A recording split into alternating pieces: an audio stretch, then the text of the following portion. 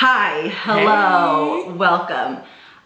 It has been some time since I've uploaded a video. Yeah. I think the last video that I shared on YouTube was when Jason proposed, which is crazy because we're actually getting married in like 7 months. Oh my gosh. Crazy how time I know. flies. It was so beautiful.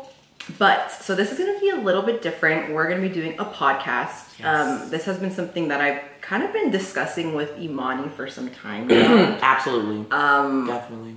So before we jump right in, I already gave her her name, but okay. So my That's fine. special guest, my longtime friend, close friend. We've been friends since elementary school. Yeah, we're going on, it's past a decade. It's definitely like... Yes. So there's definitely a lot of years and history between us, and Yeah. I thought it was important to have her as, you know, my first guest, just because we have a lot of like fun conversations, but at the same time we have a lot of very serious and deep conversations. Yeah. So if you're not into that, this video is not for you. It's true. It's gonna go there. I don't know if you want to say anything Yes, else. definitely. So yeah, my name is Imani. I've known Mayumi for a long time, like we said, grown up together essentially. And what I love about talking to Mayumi, the best thing is it's candid. Like we keep it so real, and it's really friendship, because the thing is, candid conversations aren't supposed to equal agreeing all the time. Like it's supposed to equal authenticity, and she's one of the only people in my life that I really feel that way with. Like it's a different vulnerability to be able to like just talk and share your opinions. Yeah. Things. So yeah, that's why it always gets so deep and so real, and I hope everyone's down to tune in. Even my honest opinion, even if deep talks aren't your thing, I suggest to be open-minded to it, because you never know, there might be a message for you in this. So Yes. Yeah. So this first episode, I wanted to talk about grief, because I think this is something so important that I think a lot of us are going through, especially with COVID. Yes. And we were just talking about how, you know, grief doesn't always mean like the death of someone. And I think I've kind of learned that just like over the last year and a half, because when you think about grief, it's like, yes, it is part, you know, losing a family member. It is, you know, the loss of a pet, but it's also like the loss of friendships and relationships. And I think a lot of people during COVID, you know, either broke up, got a divorce, or, you know, someone's like distant relative passed away, or like a friend from high school's parent passed away. yeah, definitely. So it's just been a lot. I think even a lot of celebrities have been Going through sharing things. about grief. Yeah, I would say that too. I feel like with celebrities or social media, people in the spotlight, we're just seeing a lot of things that happen in our own lives, but we're seeing it in real time with people who are known by hundreds, thousands. But I overall feel like COVID, this was a time that tested a lot of relationships. It showed like who's really down for you, Yeah. and not from the victimizing place of like, oh, this person was never real. No, that's what I feel like we were just saying grief is. It's relationships changing. For a relationship to change, there's still grief that comes with what the old relationship Right. was. Like, oh, we don't do these things anymore. We're not like, you know, certain things, like grief is real. And I think COVID definitely like, Yeah. it triggered that. It Yeah. triggered grief in certain aspects of our lives. Definitely. I think too, I kind of like want to take it back to like the first time that, you know, we've experienced grief, because I think Yeah. for many of us, we don't experience grief until we're much older, right? Unless you're like, I can think of like a few people that I know that have, you know, lost their parent when they were like in elementary school or middle school or high school, because we had a few classmates that went through that. But I think for me, the first time that I experienced grief is in high school. I think this was sophomore year, and this directly impacted like my community in the sense of there was a guy named Sam Nava. Wow, yeah. I was thinking And of him, so we went to St. Clement school, and so did Sam. He was 2 years older than us. Like we never had like a direct, at least for myself, I never had like a direct connection to him. But because we went to the same elementary school, you saw the same kids every single day. And Absolutely. even if you didn't talk to them, you still physically saw them. And so I remember being very shocked at the news, because like I guess to go into context or detail, I guess there was some kind of argument or miscommunication that happened nearby where I live, right? Yeah.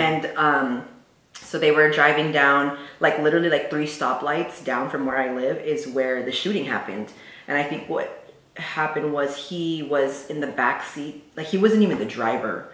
So somebody pulled out a gun, and unfortunately he was hit and he was killed. And I just remember thinking like, this is a kid that I don't even like know, but when we had a memorial at my high school, so I went to Moreau, and he actually went to Moreau for like a year, I think, and then he went to Hayward High. And so, again, not really a direct connection with him, but he obviously knew some of the teachers at Moreau. He knew obviously some kids who were students at Moreau. And so we did a memorial for him.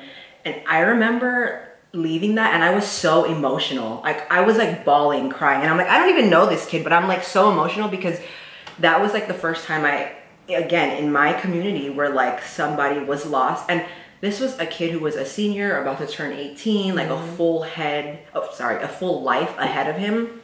And so I think that's the part that made me feel so like emotionally like connected and overwhelmed, was because of that part of it. Like that part of someone being so young and like having their, they haven't even started their life. And like to even have a memorial at a school that he didn't even like attend anymore, it was very like interesting, because I think that's how many people were just like touched and, affected by what happened. And it's like literally in my fucking neighborhood, like 3 stoplights from where I live. Like that it was just like everything about it was just, it just jarring. Yeah, because like you hear about like, gang violence in the news, you hear about like young kids getting killed, but like someone from the school you went to, someone in your community, in your neighborhood is like different. Absolutely. I didn't even think about that prior to us doing this podcast, but that is my first tangible memory of grief, is Sammy Nava. Rest in peace, Sammy. And I hope I'm not getting that wrong, but I believe he was in my brother's class. If he wasn't in my brother's, I'm pretty sure. So,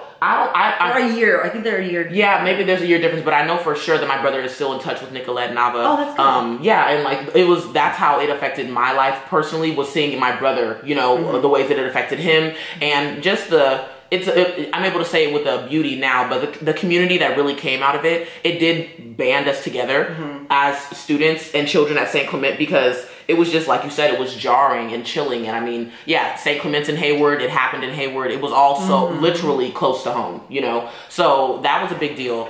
Yeah. And it's the first time that you're forced to a lot of people relate to the movie The Lion King, because for us as children, that's the first time that when Mufasa is trampled, it's our, that's the first Disney movie that took it there. I've actually heard that back in that time, that was not seen well by a lot of parents, because a lot of parents weren't prepared. This is when Disney is like, shelling out movies. No Disney movie was like having your child crying in the theater though, because they're like, oh my gosh, someone died. That wasn't a concept for children. So I've heard that, like, my parents have told me in the 90s, in this time, every parent wasn't comfortable with like, now I have to leave this theater and explain to my child what death is, right? So that just came up to me as what we're talking about, because what we're discussing right now basically is, grief, and experiencing grief in childhood, which is so crazy to experience, because we're at the peak of life. I think that's what hurts so much as well too, like you just said with Sammy, at the peak of life. There's something about youth dying and death in that way compared to elders. They're just all different, right? There's different types of grief. So just to elaborate, for me, definitely Sammy Nava. Another death that was I include this in my first because this was really very close to home for me personally, Jabril Abubakar from UC Riverside. Have I talked to you about that? I don't know. I don't think I have. I don't think I've talked to you about that. But Jabril was in my graduating class at UCR. And girl, he's from the Bay, you know what I'm saying? So in Riverside, like, it was a lot of people who are from LA and a lot of people who are from the Bay. And the Bay Area, we were all connected out there. And Jabril was just the homie. He was an amazing young man. And he was shot and killed on his mother's birthday in Antioch. Yeah, and it was just so, jarring. That's the word, because I remember hearing the news and like walking down the street and just falling to my knees, because it makes you, it's like this is not the best way to describe it, but I think a way we could describe it is it's a glitch in the system. Right. Like life is just going, every day is going, and then that happens, you hear that this happened to someone and you're just like, what is life? It makes you question a lot of things, I would say. So that was big. As far as firsts are concerned, those two big, rest in peace, both those lovely men.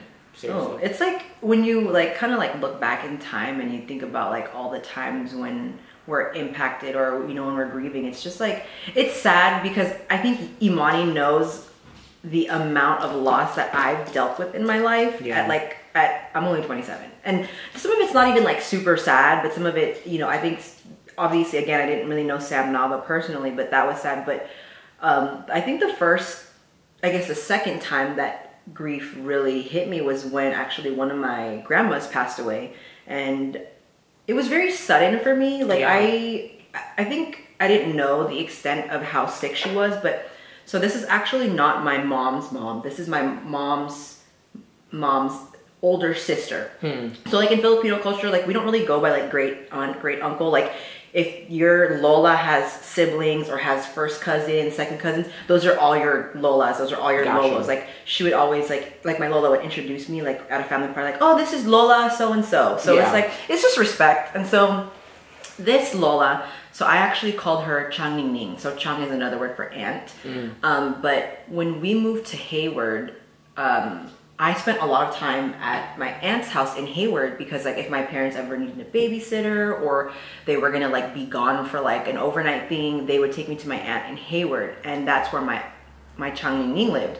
And so I remember like early memories where my aunt would be like, oh, okay, well you can sleep in the spare bedroom. I was scared. I didn't want to sleep in the spare bedroom by myself. Oh my gosh, how old are you? How old are you? Probably like maybe elementary school. I don't know if it's 10, maybe a little bit younger than 10. Feel you. And so I'm like, nah, I'd rather sleep with I'd rather sleep in the room. In the room, yeah. Yeah, because she would ask me, she's like, okay. So I would like literally be in my Lola's room. I would be sleeping on the floor. She'd be sleeping on the bed. We're like watching TV. And I just remember like always, you know, eating with her, like having lunch or having dinner. There were times where she would actually sleep here. And this was when Bidwell was still open. Like she would like walk me to the sidewalk, the end, and then she would like watch me cross the street. Oh, yeah. So there, Bidwell, what's Bidwell? The school that's right here. Oh wow! Oh my gosh, that's crazy. It's closed down now. Yeah. But so she passed away. I want to say it's been so long. I think it was like 2014, and so she actually passed away like a month after her birthday, and we actually celebrated her birthday. Like we went to this like sushi buffet in Hayward, and like she was in such high spirit, like always smiling. And she was the Lola that was, I never saw her like really upset or like complain, or again, she was just always in high spirits. And then the only other thing that I could think of in terms of her health was she had diabetes. So I remember like being little and like always seeing her take her insulin, or she always had this whole like thing of like medicine. Like she would be taking like 6 pills during like lunch, and I'm like, what is this? And she would just, you know, again eat. And I never understood that at that young of an age, but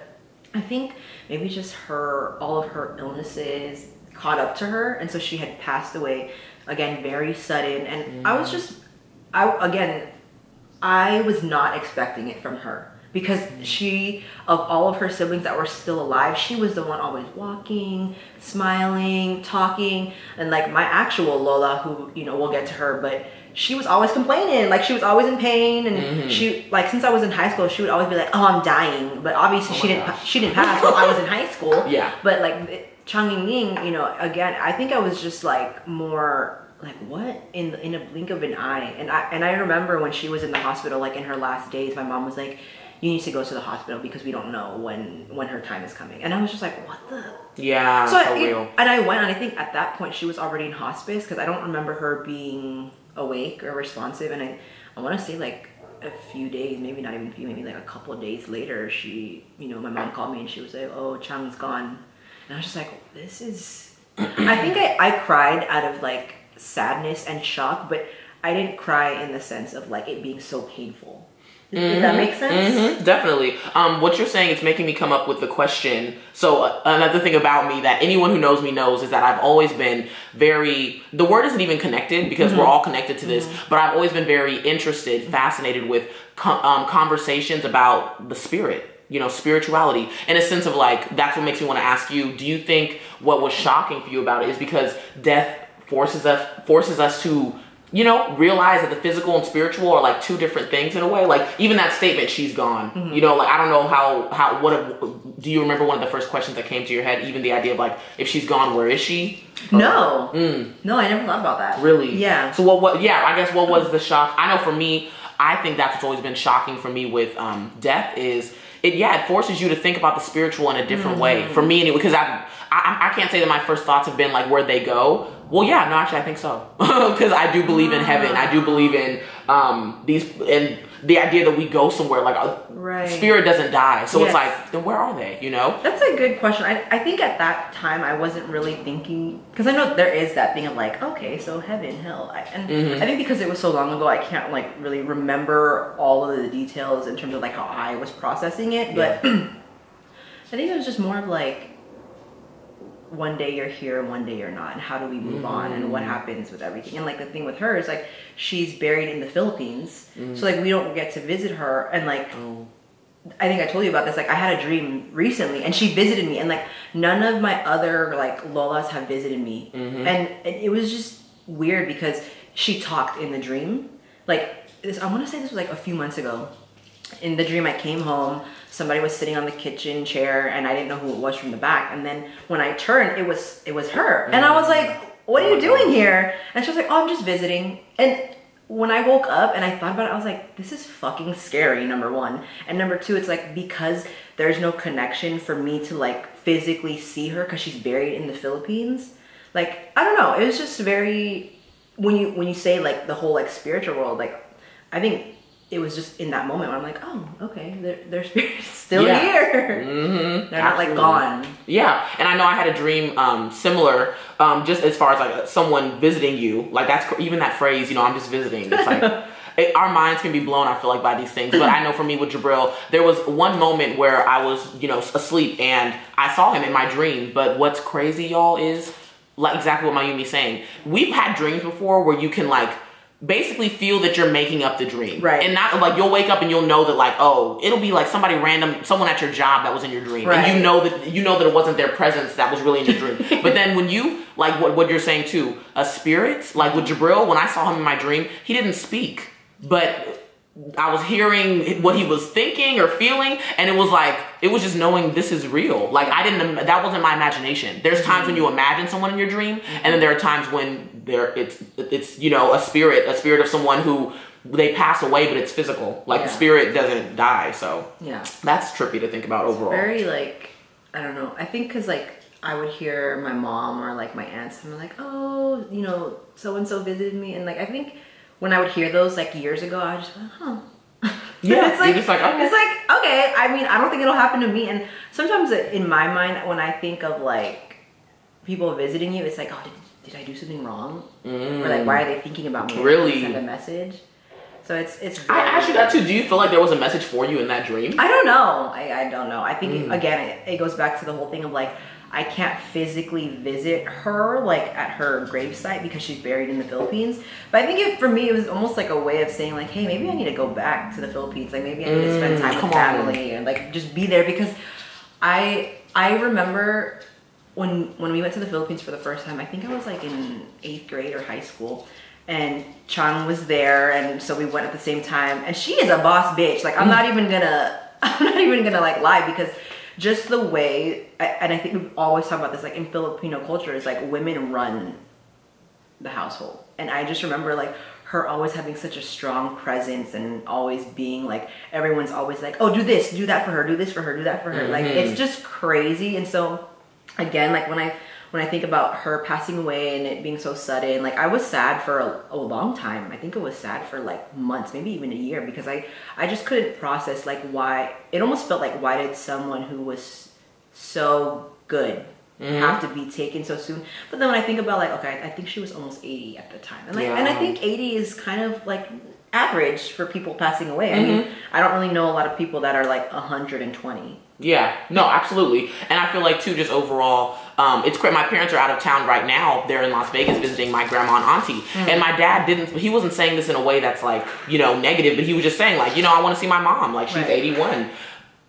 I think these things are for us to be realistic about, right? Yeah. Like to not feel, you know, I don't know, nervous or feel like, oh my gosh, how do I deal with this part of life? Be realistic about it, because when you're being realistic about it, then the things that we hear people say that sound like cliches, but you really will get over certain, what's the word I'm looking for, Yumi? You'll get over certain like deaths? No. Not deaths, but like grievances. I'm talking about basically grudges. There we Oh. go. You'll get over certain grudges when you understand you don't have all the time in the world with someone. Oh, right. You don't have all the time in the world to have a conversation, and you can only imagine the pain that comes from, Yeah. Imagine having things you wish you could have said to someone, you wish you could have put your pride aside, right? And I kind of want to pivot to that because, so my other grandma who passed away, so the Chang Ning is my Lola's one of the older sisters. So then the one that passed away after her is Auntie Lee. So we never called her Lola, we always called her Auntie Lee. Everyone called her Auntie Lee. Wow. The grandkids, I don't know. Again, the grandkids, the aunts, uncles, I just don't know why. It was just because, Yeah. And her death probably hit me the hardest. And to go back to what you were saying about like regret and like not saying what you should have, the reason her death hit me the hardest was because she wasn't really married, she didn't have any kids, she didn't have grandkids, right? So in a way, the responsibility of like having to take care of her was put on my mom. Because at the time, Auntie Lee was living with my Lola in San Francisco, but she was like bedridden because she had an amputated leg, and so she couldn't do much. And so my Lola was getting frustrated with her living there because she just felt like she can't help her properly because my Lola was also getting weak and not as strong either. And so my mom was like, okay, we're gonna take Auntie Lee to a care home. And she was actually at a care home in Hayward, literally like on the other side of this street, like by Treeview. So literally like a few blocks from where we are. And I just remember like having, I don't want to use the word hate, but I just would always complain. And I'd be like, okay, so we got cut off. Yeah. But that's okay. We're back. gonna keep it on in the video. So back to what I was saying. Regret and anger when it comes to like losing someone. So with my Auntie Lee, I had a lot of animosity because I just felt that the responsibility of her being like taken to appointments, getting her prescription, all of that was put on my mom and then put on me. Yeah. And so I just felt like, what the fuck? Like, why do I have to do this? Like, why aren't the other aunties stepping up? Because at this point, it's like, my mom's not the only like niece or nephew, right? Like there's other cousins that have more nieces that like, they also live in this area. Like they don't live like in Concord or Sacramento. Like they live in like Union City. And so it's like super close by. And so again, I just always felt like, why do I have to do this? So when she passed away, well, actually before she passed away, when she was on hospice, me and my mom had visited her at the care home. And if any of you have seen someone on hospice, you know that they're very like out of it. They're not really talking much. They're just like sleeping. And so I just remember her like being like, I don't want to say drugged up, but basically. And I remember my mom was like just trying to make small talk, and she wasn't really like saying much. But then I think I had either said something or like leaned into her like that. And like in Tagalog, she like mumbled like, oh, I'm going home. Like she said that to me. And then I think like, I don't know. I think in that moment, I'm like, why is she saying it to me? Like, why is she not saying it to my mom? And so when she passed, I think she literally passed like the day after or like 2 days after.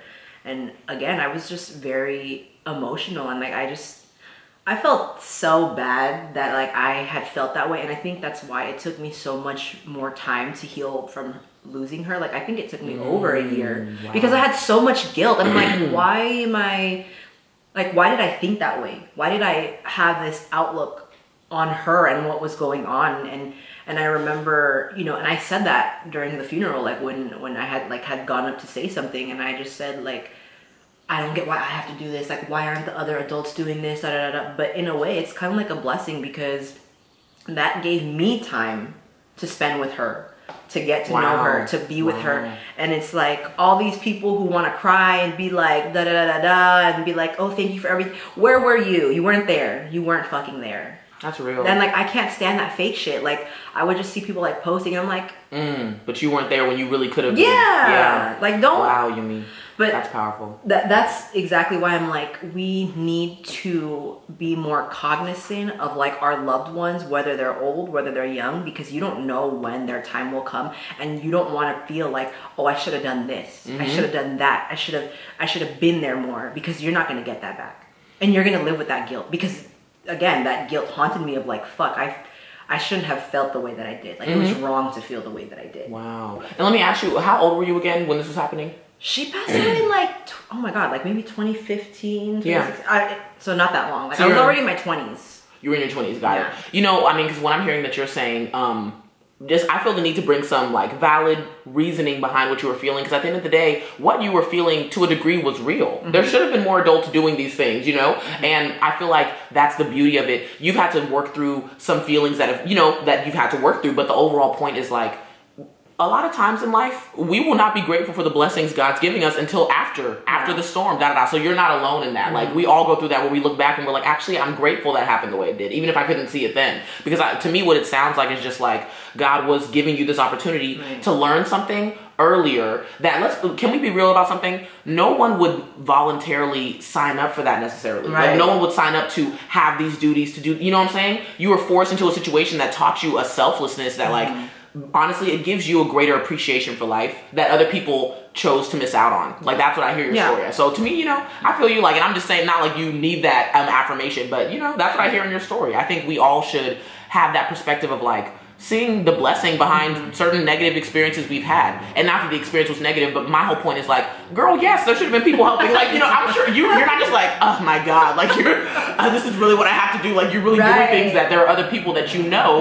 Like even you seeing that part of it too. Because that's very real as far as after someone passing, you'll see all the people who, you know, like the word that's coming to mind for me or phrase is like smoke and mirrors, but how everyone can come off and appear as if they care. It's not, we all know how to express emotion, but it's different. There's certain actions you take that really show like how you feel.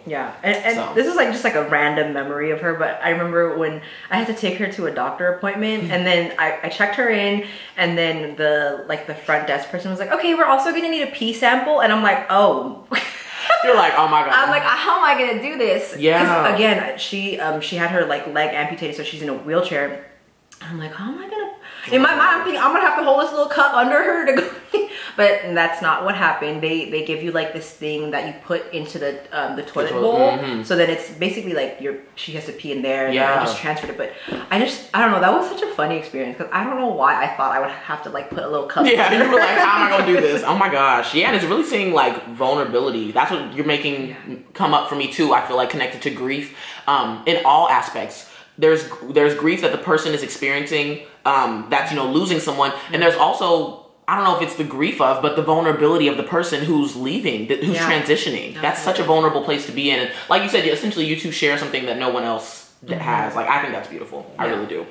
Wow. It's, I don't know. I think after that, I'm just like, okay, I think I need to be like a little bit more present. And that's why, so like now fast forward, so my Lola, wait, what's happening? There's something happening again. We're back. Okay, I don't even know where we are. We've had so many technical issues. Oh but my gosh. it's okay. It's our first time. We're gonna get it right as we go along. Yes. I don't even know. I believe we were, just to recap, I like to reset in videos, but we were definitely touching on, we're talking about grief, we're talking about the depths of that and different types of grief, and we were discussing griefs we've experienced in our lives, and then discussing too the sense of when you're really appreciating life for what it is, you have to be realistic about, you're not promised all the time in the world with anyone. So that's, you know, that's more than enough to get over certain things, let things go, and then and the blessings that come with that as well, like the wisdom, all that stuff. And I think for me, I just wanted to touch on, I think many people already know, but unfortunately we had to put down my dog Snooks this year, and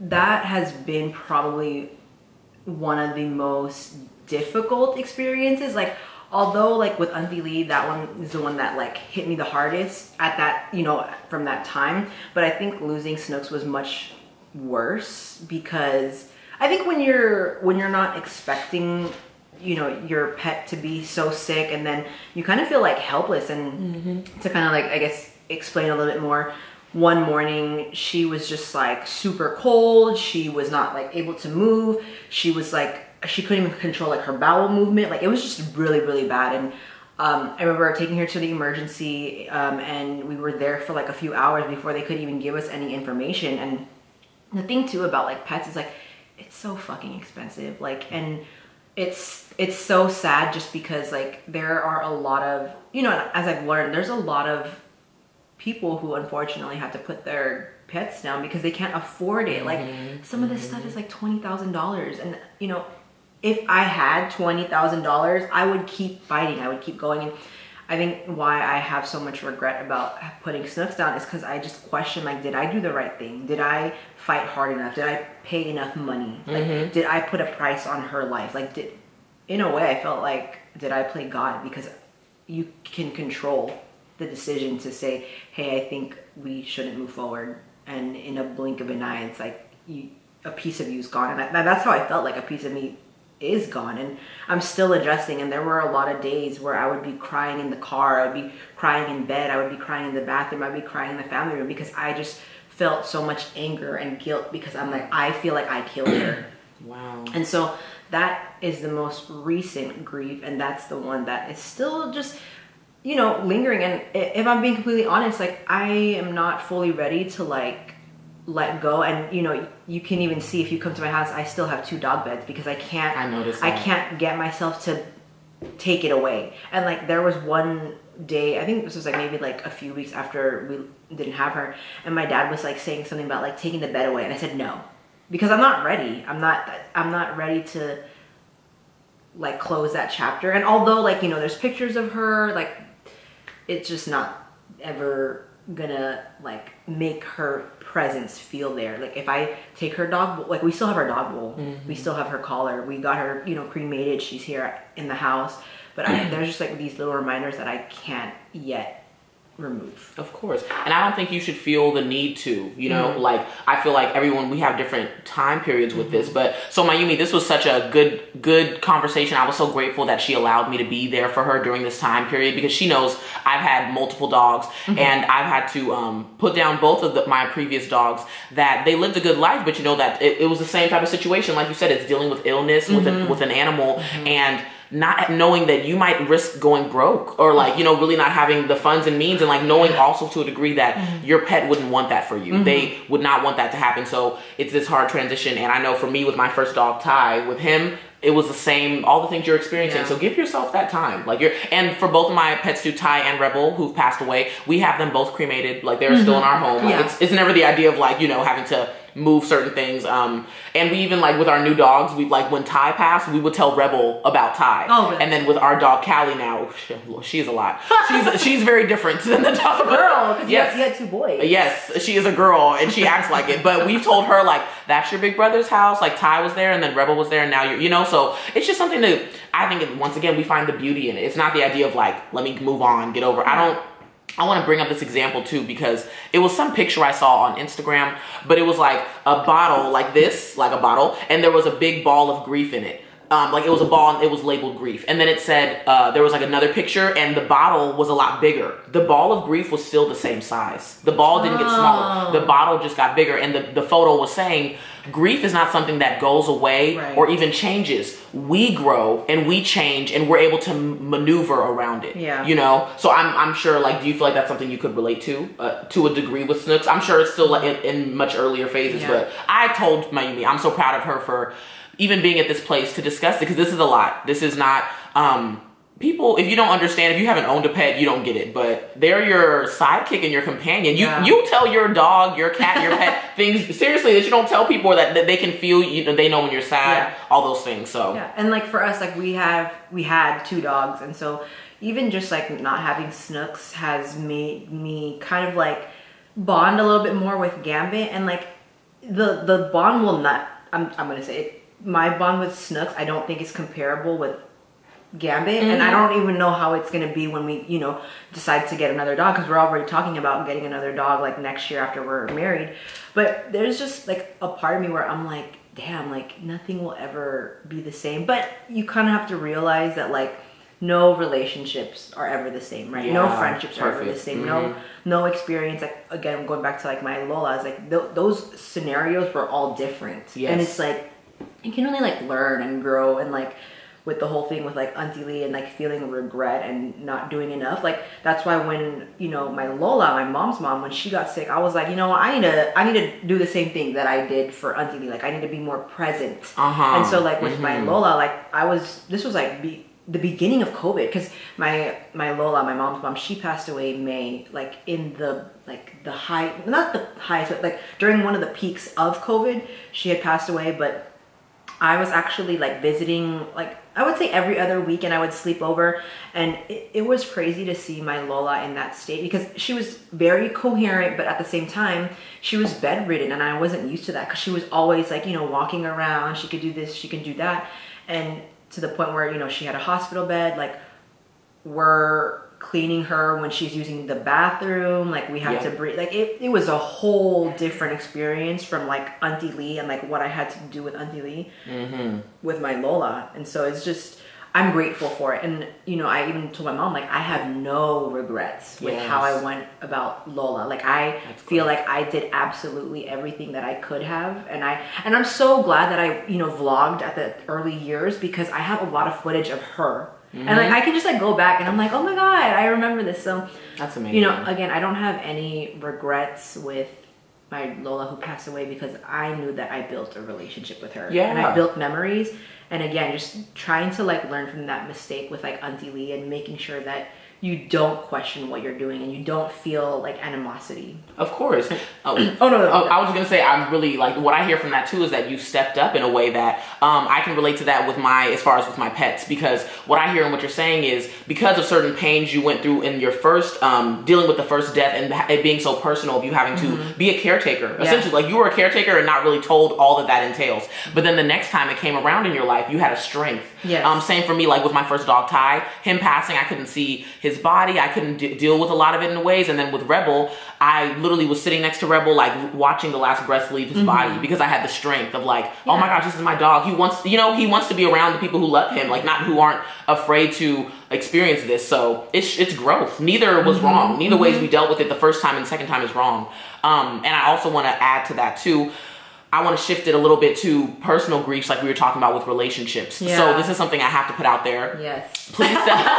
Please stay tuned for what's going to come from me with this. But also, anyone who's seen, when Mayumi and I did a live on my Instagram, I was Astrology by Imani. Astrology was like my everything. And y'all, when I tell you, God, it's crazy how God's had different plans for my life. But it's the second time this has happened to me where God has called me to scripture. Like in a different way, in some way. I'll get into details on those things in the future on my personal Instagram and YouTube. But God's called me to scripture, and we both were raised in church. And this is my whole point that I'm getting to.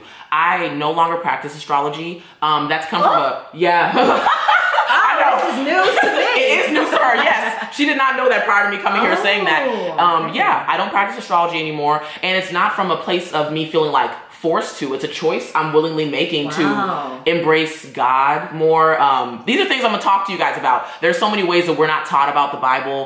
What the Bible, the love that's in that word, right? And we grew up in Catholic school, so we were smothered. Smothered. No, for real. I was gonna say like forced, essentially. But you do learn about Jesus and God and the Bible. If you're open to it, you're aware. You hear in the gospel the ways that we're just given a lot of love. So anyway, what I'm saying with that is, when I stopped practicing astrology the first time in my life, you weren't even a part of this happening in my life, but the first time, y'all, a lot of people in my life were not cool with me still. Like it was a shift in a sense of like, I don't know, I could tell that basically certain people didn't love me for who I authentically am. Versus like with someone like you, I'm comfortable saying this on the podcast to Mayumi, because me saying that is not going to change how Mayumi loves me at all.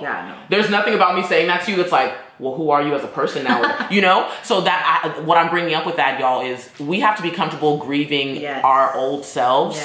And that's what I've been going through. Certain friendships and relationships in my life, I was like, God, why them? You know, why am I not close to them anymore? Only to see now that who I'm becoming, they wouldn't have accepted me. There are certain people that wouldn't have been open to the Imani who's talking about the Bible. Imani talking about all these other things, yeah, great. But Imani talking about this Bible, I would have felt rejected and dealt with things that, you know, I see now God was protecting me from through the death of certain friendships, relationships, you know, new chapters. So I wanted us to just touch on grief in that sense. There's physical, but there's also grieving of our old selves. You know? Yeah, for sure. And I think part of that, again, going back to like the whole growth thing, is like, I think we kind of like, again, going back to the whole, like, we always assume that grief is like the death of something or someone, but you know, I'm not trying to put anyone's business out there, but like even just like dating, right? When you lose another like partner, right? Somebody that you spent so much time with, somebody that you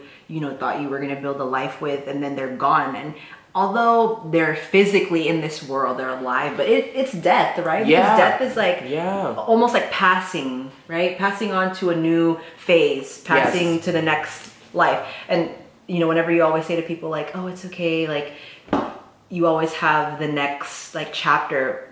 And so it's kind of like that. Like, yeah, I definitely see it that way. When people come and go, just really use that as an opportunity to grow, to learn. I love that. And again, like make sure you feel like you did everything that you could. And that I feel like that does apply to relationships. It does, right? Like absolutely. Not just like what I was saying, like how I felt a certain way about Auntie Lee, and you know, making sure that with Lola that did not happen, and I made sure that did not happen. And so I think with going back to what Snooks is like, I just want to be a better dog parent, like going forward, and making sure that I see red flags, making sure that we're taking our dogs to, you know, the doctor every year, right? Because even as humans, we need to be going to the doctor every year. True. Come on now. And so I think what are the phases of grief? There's like there's like a few of them. I know the first one is because isn't the first phase denial? I think so. That's crazy. Don't quote us. We might be wrong. I know, but I do think or believe that's, and that's, to me, that's just saying a lot, because I know there's denial and I know there's acceptance, and there's what's coming to me is denial and then bargaining, like the idea of when we go back and forth in our mind with thoughts about it. It's like we're deciding, how do I feel about this happening, until we hit acceptance. And there's one in between that. And that's kind of where I'm still at with Snooks on certain days of like, did I do the right thing? Like, did I spend enough money? And you know, again, when I look back at it, it's like, I felt like there were red flags and I ignored them, right? Like I would, you know, see her and like she would randomly squeal in pain, and I thought she would like maybe like hit something, or she wouldn't even be like doing anything, and she would just squeal in pain, and she would be like her arm, and I'm like, what is wrong with you? Yeah, but it's like, because it's probably scary in that moment. Yeah. See, that's real. I feel like what we're talking about is so real. In that moment, it might have been too much for you to, now when with Gambit and with whatever future dog you have, those moments aren't going to scare you. It's like, let's look into this, let's see what's going on.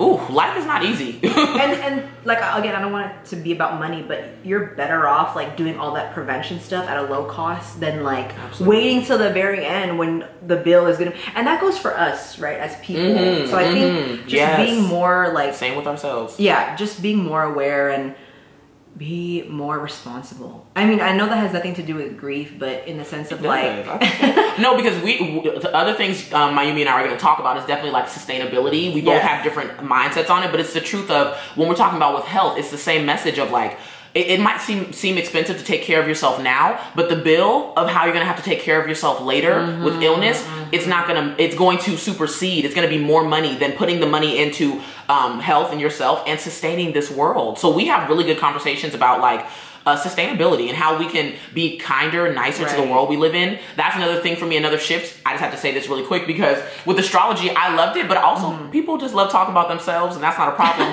But now I feel like my mindset is on, how can I really tangibly help people? I can give a bunch of astrology readings and get money from it, or I can really like go help people in shelters. Go make a difference in a way that, for me, all I'm saying, I'm not against anyone's path in life, but you know, that's what I think grief is supposed to teach us overall, is how we can make more of a difference with the time we have. Yeah, for sure. It's that simple. I mean, I guess that's everything we have to say. Oh my god. And she's like giving a teaser of like the next episode. Yeah, basically. Maybe it should be on sustainability. Yes, maybe. I think that would be great. If you made it to the end of the video, thank you for watching. Sorry for all the technical hiccups. This is our first time. It happens. We're gonna get it right next time. This is great. Bye, y'all.